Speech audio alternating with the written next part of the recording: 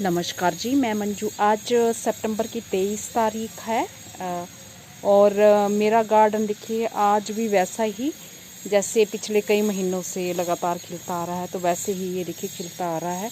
और आज सुबह से बादल थे और कुछ टाइम पहले जो फुहार पड़ रही है, तो आप देख रहे होंगे नीचे पूरा गीला पड़ा है, पर वो दूर जो दिख रहे होंगे गमले जो देख पा रहे होंगे वो उस तरफ दिख रहे हैं, तो वो नीचे से सूखे हैं।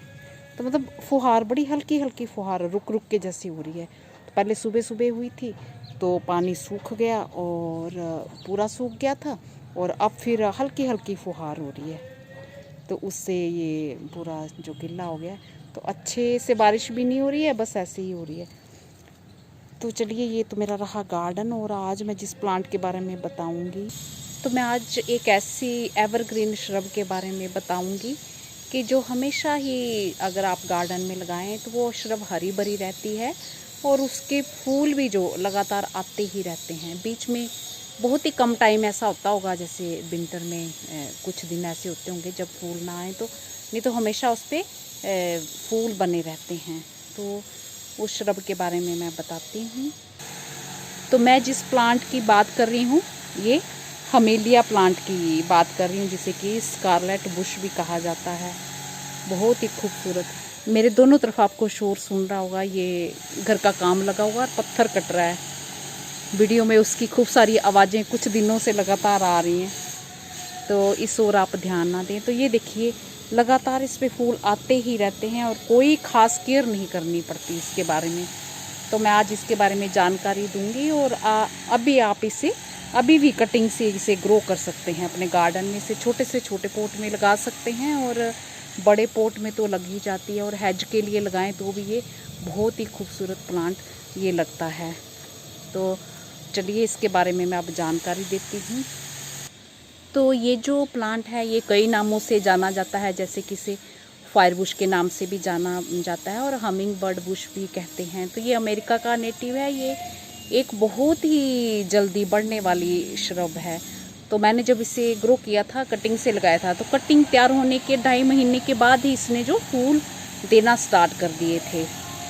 तो इसके जो प्लांट्स देख रहे हैं, ये अगर आप हेज के रूप में लगा दें या ऐसे गमलों में लगा दें तो ये शोई होते हैं। वैसे ये इनकी जो हाइट है 4 से 5 मीटर तक लंबी हो सकती है, पर ज़्यादातर आमतौर पर ये छोटी हाइट के ही दिखते हैं। और देखने में ये देखिए कितने सुंदर लग रहे हैं। तो जैसे मिट्टी में लगाए हों, ज़मीन में आपने लगाए हों तो ज़्यादा हाइट हो जाती है, और पोट में, छोटे पोट में लगाए हों तो फिर हाइट थोड़ी कम रहती है।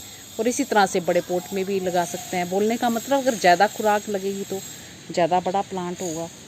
तो इसकी जो लीव्स होती हैं, ये पत्तियाँ जो देख रहे हैं, तो ये बॉल में होती हैं, बॉल ऐसे गुलाई में, ये इस तरह से। और ये ग्रीन कलर की, और बीच में इसके रेड वेन्स होती हैं।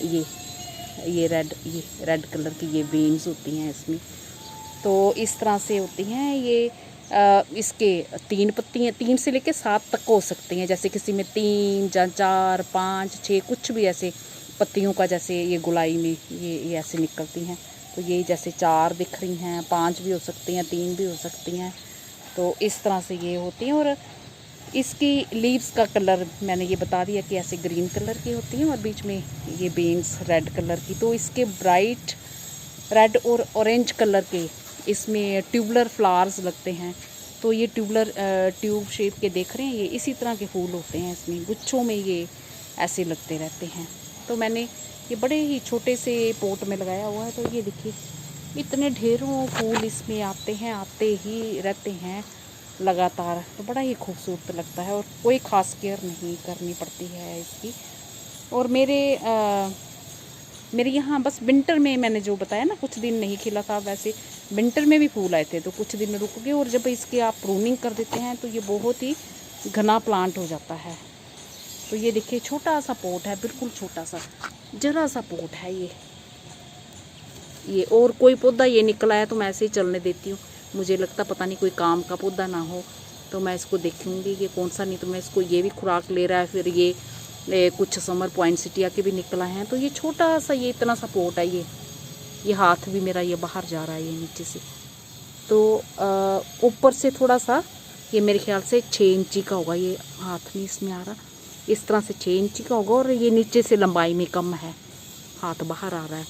तो छोटे से पोट में लगाया, तो आप थोड़े बड़े पोट में लगा लें, क्योंकि छोटे पोट में लगाने से ये होता है कि फिर पानी जो है, ये तेज़ धूप पड़ती है तो बार बार फिर मुझे देना पड़ता है, मतलब 2-3 बार तो पानी देना ही पड़ता है इसके लिए। और इस पौधे में जो है फ्रूट्स भी लगते हैं, तो बेरीज होती हैं, उसमें खूब सारे सीड्स होते हैं, और पहले ये जो ऐसे ग्रीन कलर के होते हैं, और उसके बाद पककर येलो, और फाइनली फिर ये ब्लैक कलर के ऐसे हो जाते हैं। तो आप इसे ये देखे होंगे आपने, ये देखिए खूब सारे ये साथ के साथ तैयार होते रहते हैं।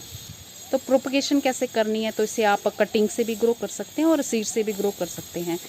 तो कटिंग से ग्रो करना मैंने सिखाया हुआ, पहले भी वीडियो बना चुकी हूँ, बस यहाँ से कट कर लीजिए। अभी इसमें सब में फूल आ रहे हैं तो इसलिए मैं कट नहीं कर रही, बस यहाँ से कट करके ये इसे 5 से 6 इंची की भी, 3 इंची की भी ये कटिंग इसकी ले सकते हैं, और मिट्टी में दबा दीजिए, जहाँ कोकोपीट में लगा दीजिए, चाहे बारीक सैंड है उसमें लगा दीजिए। और लगाने के बाद फिर थोड़ी छाया वाली जगह में रखना है, जैसे कि मैं बताती हूँ किस तरह की जगह होनी, बहुत ज़्यादा छाया वाली जगह भी नहीं, छाया होनी चाहिए, पर चाहे गर्माहट हो और ठंड को मिला जुला मौसम हो, और ऊपर पॉली बैग से ढक दें, और हल्के से उसमें छेद बना लें कि अगर ज़्यादा मॉइस्चर हो तो वो उड़ जाए, तो उससे ये तैयार हो जाएगी, आपकी कटिंग तैयार हो जाएगी। तो और फूल जो बोला ना मैंने, बहुत ही जल्दी आते हैं, तो 2.5 महीने के बाद मेरे यहाँ फूल आना स्टार्ट हो गए थे, तब से आ ही रहे हैं। और धूप, इससे पूरा दिन की धूप बहुत ज़्यादा पसंद है। ये पार्शियल शेड में भी चल जाता है, जैसे हल्की छाया और हल्की धूप, उसमें भी ये चल जाता है, लेकिन शेड वाली जगह में, बिल्कुल अगर छाया वाली जगह है तो ये अच्छे से नहीं चलता है उसमें, तो इसलिए फूल भी नहीं आते हैं। तो इसलिए ऐसी जगह में रखे, यहाँ पे मैंने तो धूप में रखा हुआ है, ये बस छोटे पोट में है, तो मेरे को पानी इसको सुबह भी देना पड़ता है, पत्तियाँ मुरझा जाती हैं, और शाम के टाइम भी देना पड़ता है। तो यही सब करना है, और ड्रेनेज सिस्टम बढ़िया होना चाहिए। और सॉइल की बात करूँ तो मैं किसी भी तरह की मिट्टी में ये लग जाता है, किसी भी मिट्टी में लगाइए, चाहे एक हिस्सा मिट्टी का लीजिए और एक हिस्सा आप गोबर की खाद मिला लीजिए। और अगर आपने 3 पार्ट में करनी है तो फिर 1 पार्ट कोकोपीट, जहाँ उसका भी मिला सकते हैं, सैंड का भी मिला सकते हैं, तो इस तरह से भी लगा सकते हैं। बस यही सब इसकी केयर है, और टाइम टाइम पे प्रूनिंग करते रहना चाहिए, और बस यही करना है। तो ये सदाबहार पौधा जो आप अपने गार्डन में से लगा सकते हैं, ये प्लांट हमेशा ही आपके गार्डन में बना रहेगा, और इसके प्यारे प्यारे फूल खिलते रहेंगे, और ये आपके गार्डन की जो खूबसूरती बढ़ाता रहेगा। तो मेरा ख्याल है जानकारी आपको पसंद आई होगी, और जो मेरे बहन भाई से ग्रो करना चाहते हैं तो वो अभी भी इसे कटिंग से लगा दीजिए। तो मैंने बहुत बारी सितंबर के महीने में कई सारी कटिंग्स लगाई हैं, बस थोड़ा ध्यान रखा है, मॉइस्चर का ध्यान रखा है, और कटिंग को लंबे टाइम तक वो हमारी हरी भरी बनी रहे, तो उसको थोड़ा इस तरीके से ऐसी जगह में रखना है, और मॉइस्चर बनाए रखना है, और ऊपर कुछ कवर कर दें ताकि वो लंबे टाइम तक हरी भरी बनी रहे, तो इससे उसके चलने के चांसेस ज़्यादा होते हैं। और फिर जब लंबे टाइम तक चलती है तो फिर रूट्स भी जो है ज़्यादा उस पर जल्दी आती हैं, और फिर आप प्लांट ग्रो कर सकते हैं, और जल्दी से आपके गार्डन में फूल भी आ जाएंगे। इसी के साथ नमस्ते जी, शुक्रिया। और कुछ पूछना चाहते हैं तो पूछ सकते हैं। और ये मेरे गार्डन में खिलते हुए होली होप के फ्लावर्स, ये देखिए। तो मैं ऐसे ही बीज ऐसे कहीं ना कहीं डाल देती हूँ, और साल भर ये फिर लगते ही खिलते ही रहते हैं।